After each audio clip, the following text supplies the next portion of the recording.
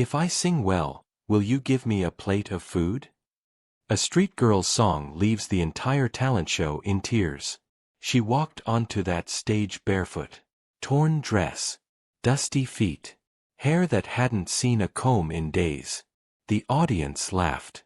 Someone in the back yelled, "Security!" The host leaned into the microphone with a smirk. "And what's your name, sweetheart?" She looked straight at him. "Amara."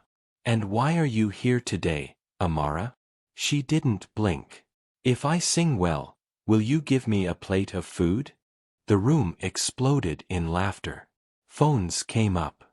People recorded, thinking it was a joke. The host looked at the judges. They shrugged. "Sure, honey. You sing well, we'll feed you." Amara nodded once, closed her eyes, and opened her mouth. What came out of that child stopped everything. Not just the laughter. Everything. The cameras. The whispers. The cruelty. Her voice filled every corner of that theater like something that had no right being inside a child that small. Raw and pure and achingly beautiful. By the second line, the host's smile was gone. By the fourth, a woman in the front row was crying. By the end, nobody in that theater made a single sound. Not one. Amara opened her eyes. Looked out at 500 people who had laughed at her 60 seconds ago. Every single one of them was on their feet. The head judge, a woman who had seen thousands of performers, stood up slowly. Walked to the stage. Knelt down in front of Amara. "Baby, where did you learn to sing like that?" Amara looked at her with eyes that had seen too much for her age. "On the street," she said quietly. "I sing so people stop and give me food." The judge pulled her close. She held her for a long time.